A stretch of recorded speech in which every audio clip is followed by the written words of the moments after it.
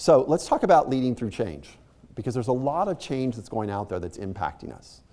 And as I came into this job, one of the things they said to me is, we need to change. And I would ask, well, what does that mean? And I really couldn't get an answer about what it was that we needed to change. But they knew they needed to change. So, one of the things, I have this on my wall at my office. I was reading an article by Gary Kelly, CEO of Southwest Airlines. I'm just always fascinated with him and kind of his leadership. And he talks about 5 characteristics of effective leader. 1, you got to care, right? Leadership is about people. The task part is easy. The human part is a little bit more difficult. So you've got to care.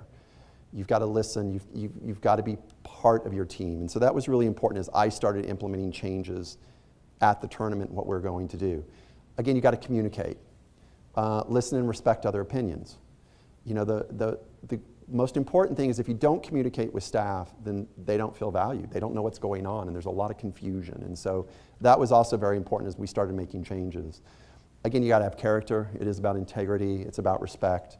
It's about honesty. Again, as you're going through these type of changes, that's really important.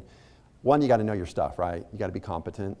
And to be honest, I don't know that much about a parade. I'm not a parade expert at all.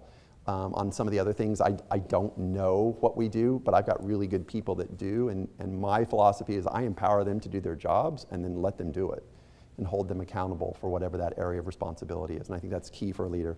And the last one is, you got to have courage. And let me tell you, it takes a lot of courage sometimes when you're making these changes to step out on that limb and not play it safe.